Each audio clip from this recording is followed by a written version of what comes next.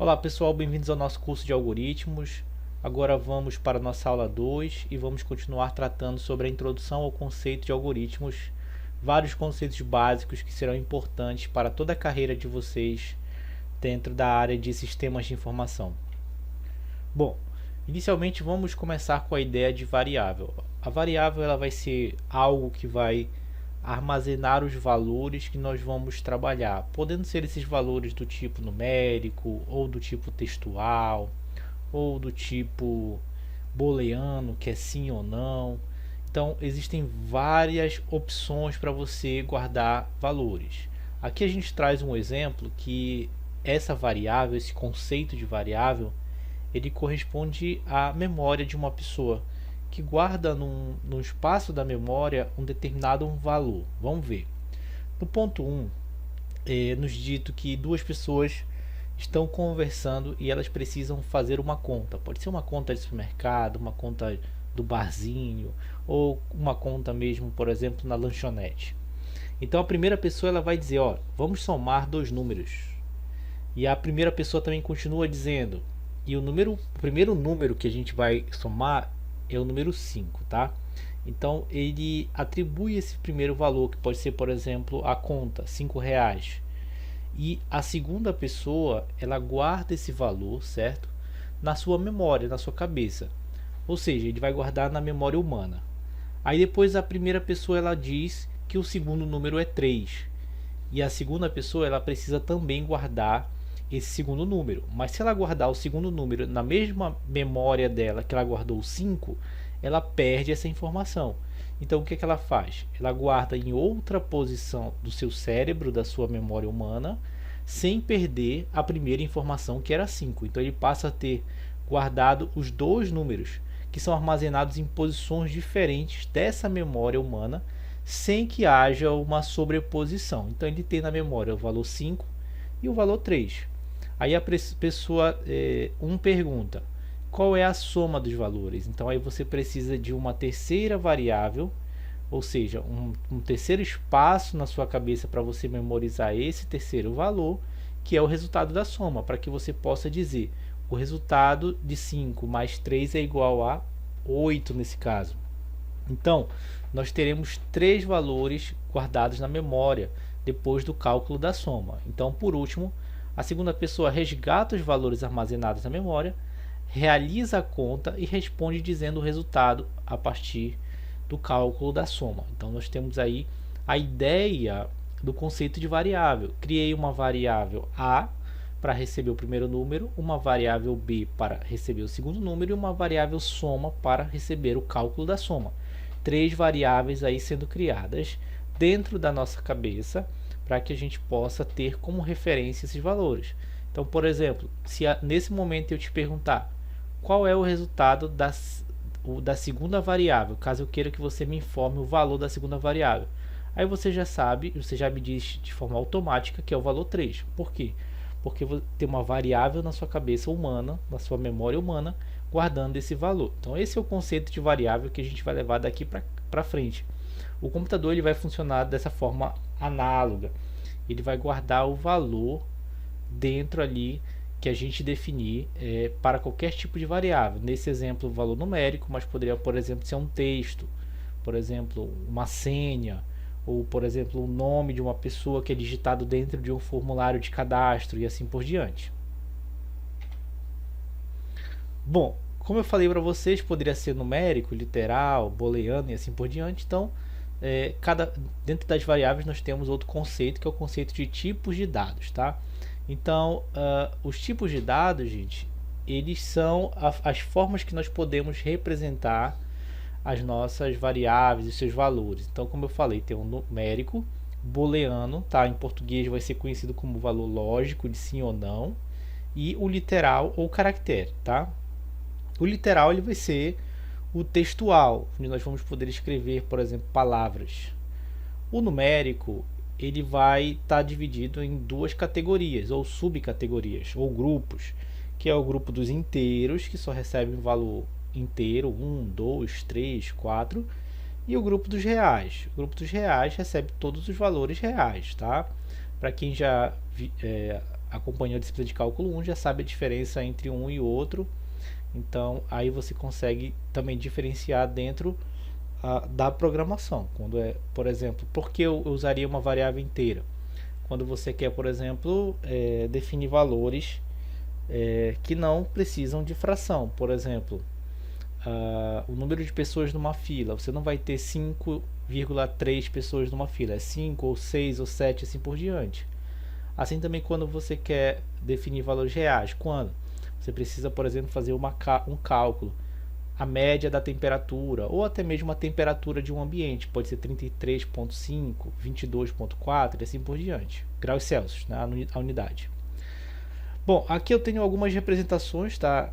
Textual também aqui para vocês poderem também anotar e memorizar também para se habituar com os tipos. Então aqui eu tenho os números inteiros, eles podem também ser positivos ou negativos, tá?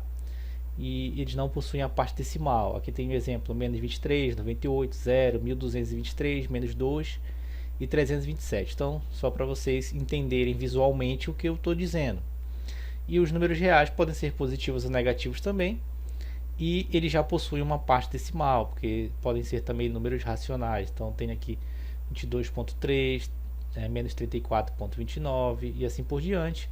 Assim como também eu posso ter 7,00, certo? É um número inteiro, mas representado de uma forma dentro da característica real. Então ele vai estar com vários, com zeros depois do ponto, né? Mas ele é um número aí real, porque ele pode ser utilizado inclusive lá dentro da computação para realização de operações. Isso a gente vai ver já na programação mais para frente, mas o que a gente precisa se preocupar agora é que tem essa diferença aí de representação.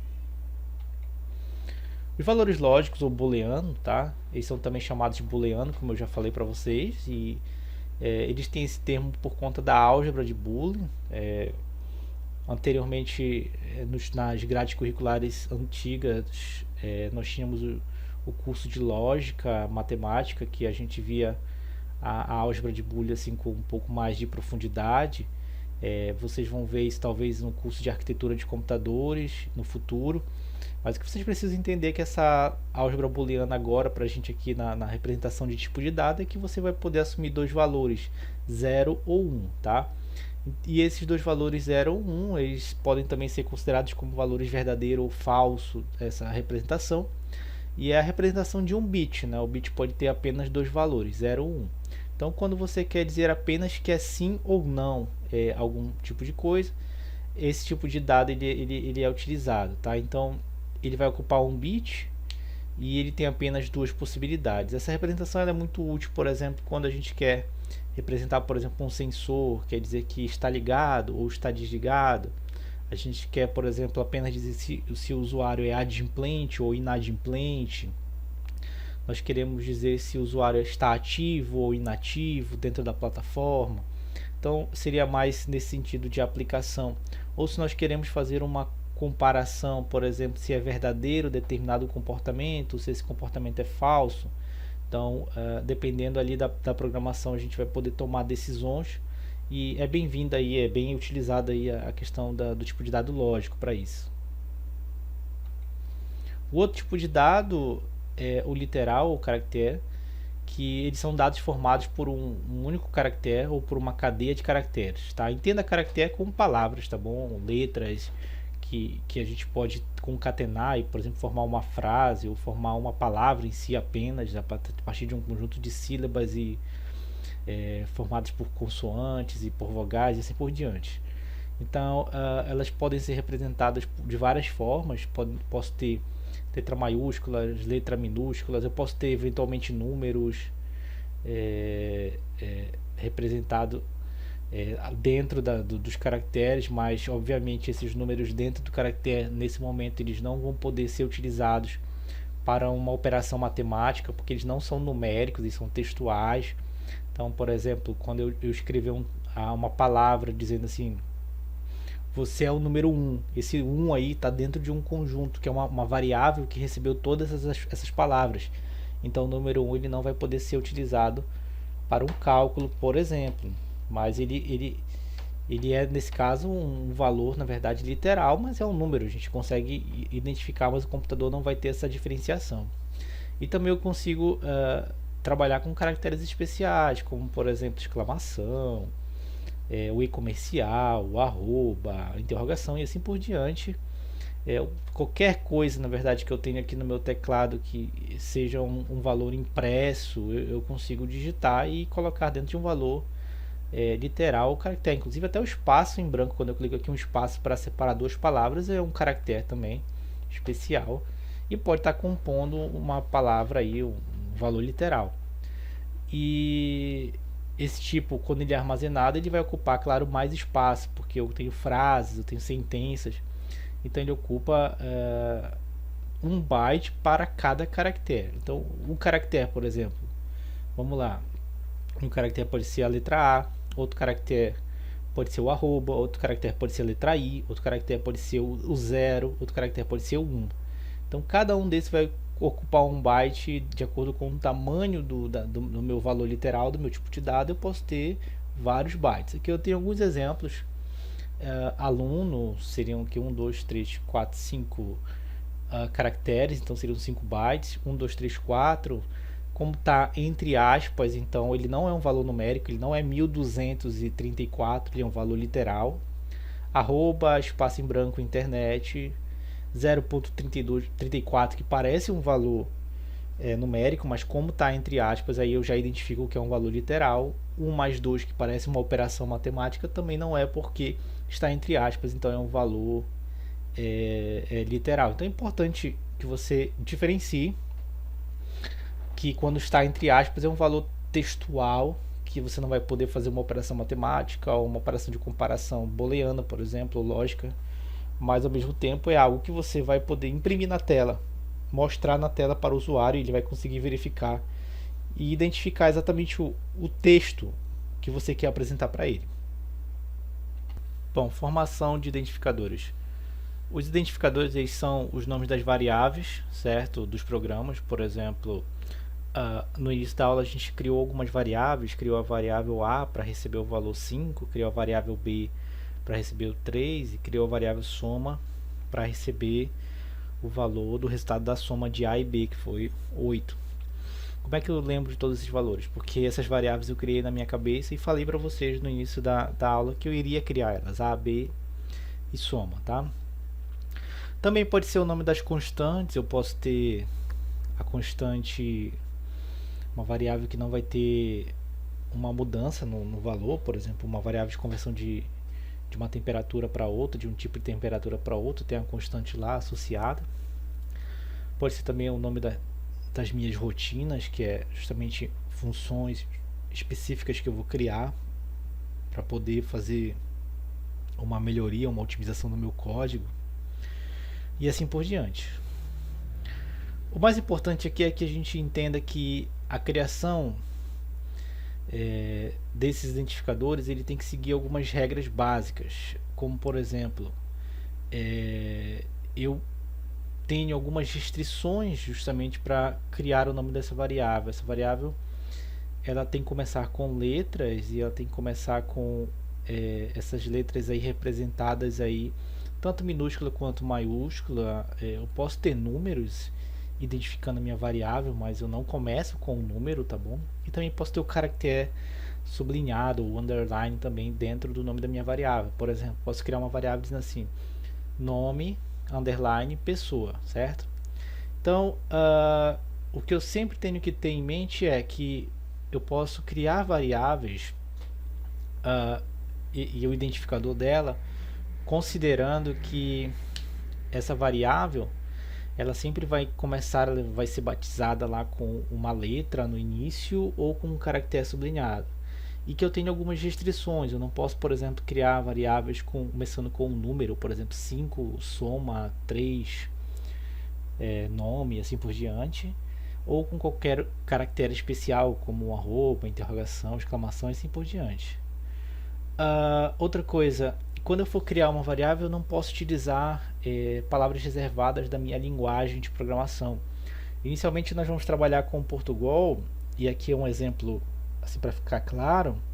Lá no Portugal a gente tem a variável escreva, que ela vai representar a apresentação da palavra, do resultado do programa na tela do computador. Então eu não posso utilizar a palavra escreva para definir uma variável chamada escreva, porque é uma palavra reservada e eu não posso identificar uma variável com essa palavra que pertence à linguagem, tá? Então a gente vai precisar tomar esse cuidado. Aqui tem alguns exemplos, tá, de identificadores válidos, variáveis válidas e identificadores inválidos. Por exemplo, posso começar com letra maiúscula, nota, ou nota tudo maiúsculo, ou A maiúsculo, ou A minúsculo. Posso também usar número, desde que ele não seja a primeira parte, como por exemplo x5. Posso utilizar o underline, começando underline nota, ou então nota underline 1, valor 2. E o que eu não posso criar? Eu não posso criar, por exemplo, variáveis iniciando com o valor numérico 5b, ou então e espaço em branco 12. Eu não posso também ter esse espaço em branco. X menos y, que na verdade seria aí uma operação, né, um cálculo, não posso criar essa variável. Ou escreva, leia, como eu falei para vocês, que seriam palavras reservadas aí do Portugal, que a gente vai usar. Ou nota, parêntese 2, parêntese fecha parêntese também, que o parêntese também é uma palavra reservada aí que a gente não pode estar utilizando na criação de identificador. Bom, agora que a gente viu um pouco sobre o conceito de variável, tipo de dados, nós vamos agora ver alguns exemplos para se familiarizar um pouco mais também com o que a gente tem aprendido. O primeiro exemplo diz o seguinte: faça um algoritmo para mostrar o resultado da divisão de dois números. Fazendo uma analogia lá com o que a gente viu no início da aula, a gente pode pensar que basicamente na nossa memória humana nós vamos receber o primeiro valor e guardar numa variável dentro do nosso cérebro, receber o segundo valor, guardar dentro de uma variável, e depois nós vamos receber o terceiro valor, que é o resultado justamente do cálculo do primeiro valor dividido pelo segundo. Mas como é uma divisão, a gente tem que tomar apenas um cuidado aqui, que é justamente levar em consideração que nessa divisão aí em específico, o meu segundo valor ele tem que ser diferente de zero, porque eu não posso ter uma divisão por zero. Então quem lembra disso é lá da matemática, tá? Então eu tenho uma condição que o meu cérebro tem que respeitar, e que se o segundo valor for igual a zero, eu tenho que dizer que não existe uma divisão por zero, tá bom? Então vamos ver essa solução de uma forma narrativa, em fluxograma e depois em pseudocódigo. Na nossa carreira, no nosso curso, o pseudocódigo ele vai nos acompanhar. Então é para isso que a gente está aqui, para aprender realmente a programar. Então no início a gente ainda vai trabalhar um pouco com a descrição narrativa e o fluxograma, e depois no curso a gente vai evoluir e basicamente perpetuar e permanecer bastante em relação ao pseudocódigo e depois a determinada linguagem que a gente vai escolher. Mas iniciando, vamos primeiro resolver aqui com a descrição narrativa. A gente observa que com a descrição narrativa a gente consegue resolver esse problema em dois passos. O primeiro passo, você recebe dois números que serão divididos, guarda em alguma variável A e uma variável B, ou uma variável chamada numerador e outra variável denominador. E no segundo passo você diz: se o segundo número for igual a zero, não poderá haver divisão. Então você informa o usuário. Por quê? Porque não existe divisão por zero.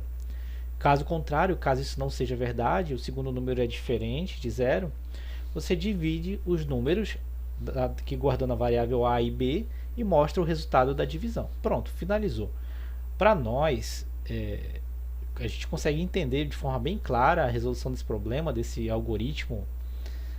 Inclusive consegue criar esse programa de forma narrativa de uma forma bem trivial, mas quando a gente tem mais elementos fica mais complicado você representar de forma narrativa. Mas agora para o início é bem legal que você pegue esse sentimento de apresentação narrativa. Na forma de fluxograma, nós vamos começar aqui com o início. Depois aqui nós vamos criar as duas variáveis ao mesmo tempo que o usuário vai digitar os valores de N1 e N2. Então, eu não chamei as variáveis aqui de A e B, eu chamei de N1 e N2. Depois eu faço aqui uma verificação. Se o N2 for igual a zero, esse losango aí vai estar fazendo a verificação, e se for igual a zero, certo? Se for verdade, eu coloco a mensagem ao usuário na tela dele de impossível dividir. E finalizo o programa. Agora, se não for verdade, eu crio uma variável d que recebe o resultado de n1 dividido por n2. Lembra que esse retângulo aqui ele permite o cálculo, então ele está calculando n1 e n2. Depois disso, eu apresento na tela para o usuário o valor de d, o resultado, e finalizo o meu programa. Então, bem legal, certo? Na forma de fluxograma, é bem fácil de você visualizar o passo a passo da execução do programa. Em pseudocódigo, gente, que é o que a gente vai seguir bastante dentro do curso, ele é representado dessa forma. No primeiro ponto, você cria lá a palavra algoritmo. Esse algoritmo significa que é o início do seu programa. Depois você cria a segunda linha que diz o seguinte: declare, certo? Que é uma palavra reservada em maiúsculo, e você coloca as variáveis que você quer declarar que estão em azul, n1, n2, d. Então as variáveis elas são separadas por vírgula, tá? E lá no final você coloca numérico. Então o tipo dessas variáveis é numérico. Se fosse caractere, seria escrito aí literal, certo? Se fosse booleano, estaria escrito aí lógico, tá? Embaixo você tem uma outra palavra reservada que é o escreva. E dentro das aspas duplas você tem em vermelho a palavra digite 2 números. Essas aspas duplas e esse texto em vermelho, ele representa o texto que apareceria na tela do computador para o usuário, para guiar o usuário. Então, quando eu uso a palavra reservada escreva, significa que eu estou apresentando alguma coisa para mostrar no monitor do usuário. Então, lá vai aparecer escrito digite 2 números para o usuário.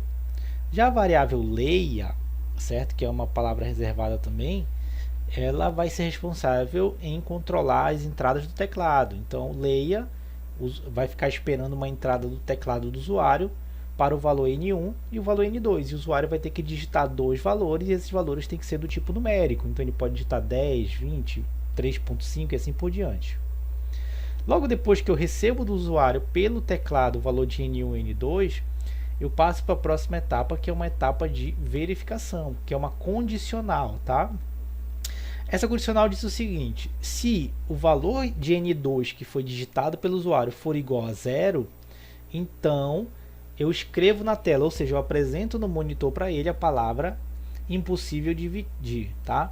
Como é que eu faço isso? Eu utilizo a palavra reservada escrevo, dentro de aspas duplas eu coloco impossível de dividir.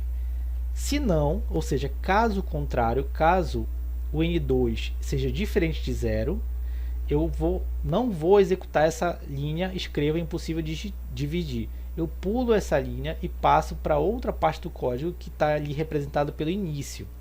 Se não, início. D recebe n1 dividido por n2. Essa setinha apontando de n1 dividido por n2 para d significa que o resultado dessa operação matemática vai ser guardado dentro do endereço de memória da variável d. E logo depois eu uso lá o escreva, que é para apresentar na tela do usuário, aspas duplas, divisão igual, fecha aspas, vírgula, o d. Observa que o d, a variável d, ela está fora das aspas duplas, e dentro das aspas duplas eu tenho a palavra divisão igual. Esse divisão igual é um texto, então por isso que está dentro das aspas duplas. Já o d, que está em azul, depois da vírgula, ele é uma variável. Como ele é uma variável, eu indico ele fora das aspas duplas e ele não vai apresentar a letra D. Ele vai apresentar, na verdade, o valor que está em D, ou seja, o resultado da divisão. Depois disso, eu tenho a outra linha que tem o fim. Esse fim ele está concluindo o início. Lá no senão, eu tenho senão, início, e depois eu tenho o fim depois do escreva. Então, significa que eu estou executando todas essas linhas apenas se o n2 for diferente de 0. Se o n2 for igual a 0, eu só executo, então escrevo impossível de dividir e vou direto para o fim do algoritmo. Caso isso não seja verdade, eu entro no senão, início, recebo o valor da divisão de n1 por n2, guardo em d, escrevo na tela divisão igual e o valor que está dentro da variável d, finalizo e, por último, fim algoritmo. O fim algoritmo ele representa o fim do programa de computador, que começou lá em cima com algoritmo e termina com o fim algoritmo. Então, essa é a estrutura do pseudocódigo para a resolução desse problema. Existe apenas uma forma de resolver esse problema? Não. Existem várias formas de resolver o mesmo problema. Por exemplo, aqui eu tenho uma outra forma para resolver esse problema, tá? Então, nessa segunda forma aqui, ó, eu começo aqui com o algoritmo, tá? E esse algoritmo ele vai terminar bem aqui, ó, em fim algoritmo. No primeiro ponto, eu vou declarar as minhas variáveis. Então, declare, tá? Do tipo numérico, as variáveis N1, N2 e D. Depois eu escrevo na tela do usuário, usando aqui a palavra reservada escreva, tudo que está dentro das aspas duplas. Então vai aparecer para o usuário, digite 2 números. Depois eu utilizo aqui o leia, e eu vou receber aqui pelo leia o valor digitado pelo usuário no teclado, o valor de N1 e o valor de N2. Observa que eu separo aqui por vírgula, então ele vai digitar o valor de N1, aperta Enter, depois ele digita o valor de N2, aperta Enter. Olha só, se o valor de N2 for diferente de 0, eu executo o que está aqui dentro, ó. Então início, certo? E executo essas duas linhas. Então essa parte aqui do código, aqui ó, essa parte aqui do código, ela executa somente se isso aqui for verdadeiro. Então vamos supor que o usuário digitou aqui, tá? Tem que digitar 2 valores, tá? Então ele digitou 2, certo? E ele digitou 2, certo? Então 2 para N1, 2 para N2. Aí pergunta, se N2 diferente de 0. N2 é diferente de 0? Verdadeiro. Se é verdadeiro, eu executo aqui dentro. Então eu vou ter que D vai receber o resultado, né? Receber aqui, tá? Esse símbolo aqui é de receber. Vai receber o resultado de N1 dividido por N2, que vai ser 2 dividido por 2, que a gente acabou de receber. Então o D recebe o valor de 1, porque 2 dividido por 2 é 1. Logo, eu vou escrever aqui a divisão igual a valor 1. Então, mostra aqui para o usuário o valor 1. Como eu executei essa parte, o senão aqui ó, não é executado e eu passo direto para essa parte aqui, ela não é executada, e eu passo direto daqui para onde?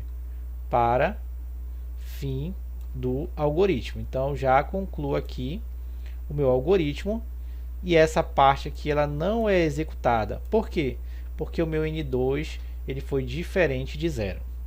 Beleza? Bem tranquilo. Agora, no segundo caso, começou aqui o algoritmo começa aqui e vem terminar aqui. Eu declaro certas variáveis do tipo numérica, tá? N1, N2, D. Escreva, digite 2 números, isso aqui aparece na tela, tudo que está entre aspas duplas vai aparecer no monitor do usuário, tá bom? Depois eu leio os valores N1 e N2 digitados pelo usuário no teclado. Vamos supor que o usuário aqui nesse outro exemplo, ele digitou para N1 o valor 2 e para N2 ele digitou 0, beleza? Então meu denominador está 0 aqui. Aí eu vou verificar se N2 diferente de 0. N2 recebeu 0, então isso aqui é falso. Se é falso, tudo isso aqui que está dentro do se não vai ser executado, certo? Então ele vai passar para a próxima linha após o fim aqui.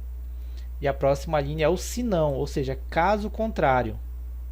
No caso contrário, então escreva impossível dividir. Então vai aparecer na tela do usuário a frase impossível dividir e logo depois vem para a próxima linha aqui que é fim algoritmo. Professor, por que no se eu tenho então, início e fim e no se não eu só tenho então, escreva? Não é porque você está dentro do se ou do se não, é porque aqui ó, no se eu tenho uma linha e 2 linhas dentro da minha condição e aqui eu só tenho uma linha. Se eu tiver mais de uma linha dentro do senão, então eu vou ter que colocar senão, então, início e lá embaixo, fim, tá bom? Então é só uma questão mesmo de organização da apresentação das coisas, do código, da questão da nomenclatura dos elementos, tá bom? Então é assim a representação. Bom, agora temos aqui um segundo exemplo que diz o seguinte. Faça um algoritmo para calcular o novo salário de um funcionário. Sabe-se que os funcionários que possuem salário atual até de R$500 terão um aumento de 20%. Os demais terão um aumento de 10%. Então aqui tem uma diferença. Quem recebe menos vai aumentar 20%, quem recebe mais vai aumentar 10%. Primeiro vamos fazer aqui o nosso algoritmo na descrição narrativa. A gente consegue resolver esse problema narrativamente em 3 passos. Primeiro você vai pedir para o usuário digitar o salário atual dele, tá? Depois você vai verificar. Se o salário atual do funcionário for até R$500, calcular o novo salário com um percentual de aumento de 20%. Caso contrário, calcular o novo salário com percentual de aumento de 10%. E o último, ponto 3, mostrar o novo salário calculado. Em termos de fluxograma, nós podemos representar da seguinte forma: início do algoritmo, depois peço para o usuário digitar o salário atual dele, cria a variável sal_atual, recebo esse valor e faço a verificação aqui. Se o salário atual for menor ou igual a R$500, ele vai receber um valor de aumento de 20%. Se for menor, se não for igual, se isso não for verdadeiro, se for menor, o novo salário vai ser o salário atual multiplicado por 1,1. 1,1 significa 110%, ou seja, um aumento de 10%. Mas se isso for... Aí no caso, depois eu apresento o novo salário na tela para o usuário e fim do programa. Agora, se isso for verdadeiro, se for sim, o salário atual, o novo salário vai ser um aumento de 20%. Então eu vou ter o salário atual multiplicado por 1,2, que significa um aumento de 20%, né? Então vai 120% aí. Multiplico, guardo no novo salário, apresento o novo salário na tela para o usuário e fim do algoritmo. Eu deixo como exercício para que vocês possam definir um valor de salário atual de entrada, colocar na calculadora de vocês e verificar que as duas equações estão corretas, que você vai estar aumentando em 20% se o salário for menor do que 500 e em 10% se for maior do que 500, beleza? Então essa é a representação do fluxograma. Em pseudocódigo nós vamos ter essa representação aqui, tá? Então é muito importante que os pseudocódigos vocês exercitem, tá? Porque é algo que vai ser bem útil aí para que vocês ganhem prática, tá? Então aqui você tem algoritmo, fim algoritmo, então a gente começa a se familiarizar com as palavras reservadas. Então sempre você vai começar com a palavra algoritmo e terminar com a palavra fim algoritmo. Aqui você vai declarar suas variáveis, tá? Então toda variável que você for utilizar, nesse primeiro momento a gente vai criar todas aqui. Então todas são do tipo numérico, então vou receber valores. E eu tenho as variáveis sal_atual, vírgula, outra variável aqui, novo underline sal. Observa que as variáveis, lembrando de novo, são separadas aqui por uma vírgula, tá? Então significa que eu tenho duas variáveis aqui em cima. Depois aqui eu vou utilizar a minha palavra reservada escreva para poder interagir com o meu usuário. Então vai aparecer lá na tela do usuário a seguinte frase: digite o salário atual do funcionário. Apareceu na tela para ele e logo depois vai aparecer aqui, ó, uma solicitação para ele digitar um valor do teclado. Então leia e ele vai ter que digitar um valor, por exemplo aqui, sal atual. Vamos supor que ele digitou aqui R$100, tá? Então ele digitou R$100 aqui, que é o valor do salário atual, e eu verifico se sal atual menor ou igual a 500. 100 é menor ou igual a 500? Verdadeiro, né? 100 é bem menor do que 500. Então, eu vou entrar aqui, já que isso é verdadeiro, então o novo salário vai ser o salário atual, que é 100 vezes 1,2. E esse resultado vai ser guardado na variável novo sal. Então, 100 vezes 1,2, a gente já sabe de cabeça que isso aqui vai dar 120, tá? R$120. Como eu executei aqui o se não, ele não é executado, correto? Não vou executar ele e passo para a próxima linha, que é escreva. Então escreva novo salário. Então novo salário igual ao valor que está guardado na variável. Então qual é o valor que está na variável? R$120. Então vai aparecer para o usuário novo salário igual 120. Pronto. Depois disso venho aqui e concluo o meu algoritmo, fim algoritmo. Observa que semelhante a uma receita de bolo. A gente segue as etapas e consegue chegar no resultado. Então é isso que vocês vão praticar a partir de agora. É muito simples, é muito fácil, mas se vocês não praticarem, vocês podem encontrar muitas dificuldades. Então eu já deixo assim bem claro para vocês, desde agora, pratiquem os códigos. Agora bora ver a segunda parte, que eu tenho aqui um algoritmo, tá? Fim algoritmo. Declarei aqui duas variáveis, tá? A variável sal atual e a variável novo sal. Como é que eu sei que são duas? Separei por vírgula, lembrando, as duas do tipo numérico. Escrevi na tela do usuário, digite o salário atual do funcionário. Tudo que está entre aspas duplas vai ser apresentado na tela do usuário. Agora leia um valor, né? E esse valor vai ser guardado na variável sal atual, tá? Então pedi para o usuário digitar um valor. O usuário foi lá e digitou que o salário atual dele é 3 zerinhos aqui. Então o salário dele atual é R$1.000. E aqui eu verifico se sal atual menor ou igual a 500. 1.000 é menor ou igual a 500? Falso. 1.000 é muito maior que 500. Se isso é falso, tudo que está dentro do se eu não executo. Então, se eu não executo a condição do se, eu verifico a condição do se não. Então, se não, novo sal vai ser quem? O sal atual, que é 1.000, vezes 1,1. Isso aqui vai me dar quanto? R$1.100, tá? Então, vou multiplicar 1.000 por 1,1. É um aumento de 10% que vai me dar 1.100. E aí, depois que eu faço esse cálculo, passo para a próxima linha, que é o escreva, né?